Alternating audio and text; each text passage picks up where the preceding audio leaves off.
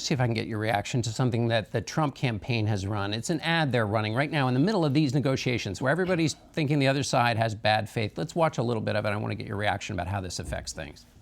President Trump is right. Build the wall. Deport criminals. Stop illegal immigration now. Democrats who stand in our way will be complicit in every murder committed by illegal immigrants. Are Democrats complicit? Well, they're certainly not helping us keep the government open. They're certainly not helping us getting to a solution on immigration. When you shut down the government and stop negotiating on immigration reform, they're complicit with not getting things done. But are they complicit in murders? Look, I'm not going to comment on that. I just saw that. I don't know if that's necessarily productive. It's no secret the president has strong views on immigration, but what is not productive is a pointless government shutdown that the Senate Democrats have foisted on this country. Just so you know, you said this in your opening, tomorrow people don't get paid, people get furloughed. Right. We have soldiers fighting for us, troops overseas fighting for us who will not be getting paid. Well, this is ridiculous. And so look, we've done this before, it didn't work. It's not working now. Look, let me just give you a quick. Chuck Schumer said. Hold on, but wait. There are military. This military question is important, though. I'm sorry to interrupt, but in 2013, the president, then candidate Trump, said, "Here's the truth: the government doesn't shut down. All essential services continue. Don't believe the lies." On this question of the military, in 2013, the payments continued, so they don't continue now? Because I've looked at a lot of facts. You can ask the OMB director that in a minute, because I know you have him coming on. But it's quite a volatile thing to say they're not getting paid if they are getting paid. Their payment gets deferred. They don't why get Why paid. couldn't Congress have fixed that? We did. We passed a bill. It's sitting in the Senate. They filibustered. But why didn't the Democrats didn't filibuster the payment for the troops separate? The bill we passed pays the troops. It pays the Park Service. It pays the Border Patrol. It pays people doing basic health research. Right. But in 2013, when there was a shutdown, they did in fact get paid. No, right? Their pay gets deferred. Here, let me just say something.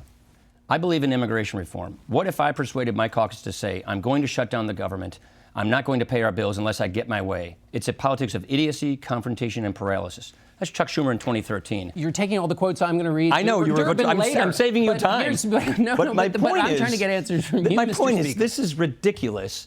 Open the government back up, and then we'll get back to negotiating. But let me go back to this. You said that the ad is not productive. Here's the concern people have. This is a fight over this moment, okay? But it's opening up this larger, pretty ugly debate. That ad suggests basically the Democrats are for the dangerous people, we're for the good Americans. When it gets into that kind of a debate, it gets very elemental, and you start saying things and creating wounds that can't be healed. Do you worry about that? So we should open the government back up and resume negotiations, which were going on in earnest, in good faith, before they blew things up and shut down the government.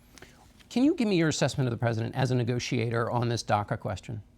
Yeah, I talk to him all the time about it. It's what I just said. He wants, in addition to a DACA solution, he wants to secure the border, including the border wall. Here's the problem. If we have an illegal immigration problem, and we say we're going to give legal status to this group of people, as sympathetic as they are, and I don't want to see these kids deported, and then you don't fix the problem, you're going to have more people saying, come to the country illegally, sooner or later I'll get an amnesty. That's a bad incentive structure. So what you want to do is fix the root cause of the problem. We don't have control of our borders. We have a broken immigration system while we address this symptom of the problem. That's what the president is saying, and that's perfectly common sense. Well, let me ask you about Congress, though, here. This has been a problem for a while, DACA, as has the Children's Health Insurance Program. In a functioning Congress, when DACA is thrown back into Congress to deal with, you work through the process, you get a piece of legislation, you vote on it. The same is with reauthorizing children's health insurance. Those things have not been tended to by Congress. Do you know why? We've passed it 3 times now in the House. We have passed. So is this all the Senate's fault? We've passed the CHIP program. This is the 3rd CHIP long-term reauthorization we have passed in the House, and the Senate Democrats have been filibustering it each and every time. We passed all 12 appropriation bills for all of government last September in the House, and the Senate Democrats have been filibustering those bills. We passed in December funding for these natural disasters and the hurricanes, and the Senate Democrats have been filibustering these bills.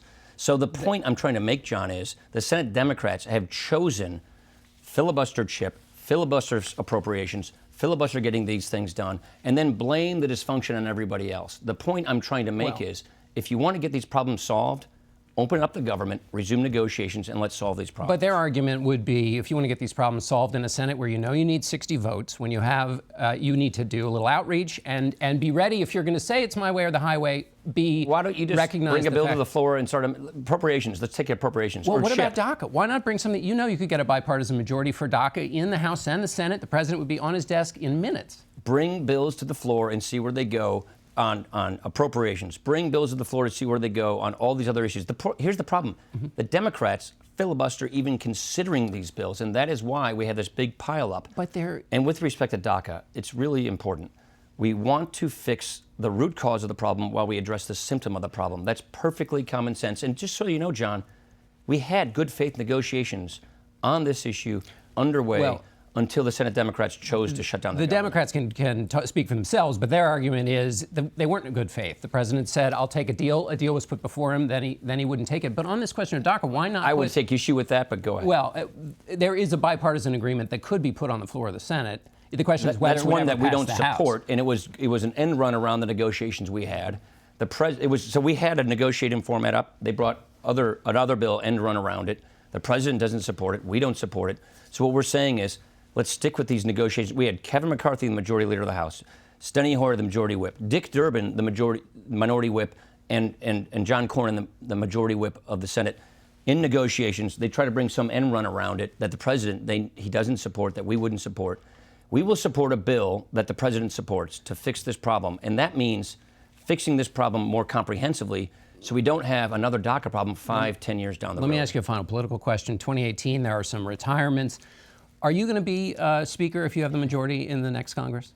After these elections? Yeah, if we keep the majority, then the Republican Speaker. You're asking me if I'm going to run for re-election? That's a decision my wife and I always make each and every term when we have filing in Wisconsin late in spring. And I'm not going to share my thinking with you before I even talk to my wife. Well, it's my last show, Mr. Speaker. So look, we're doing fine. I have no plans of going anywhere anytime soon. But that's something that my wife and I always decide in late spring of the election. Still having, what do you feel well, I'm not having job? fun in a government shutdown. I like to get back to work and make sure that we don't defund CHIP and stop funding our troops.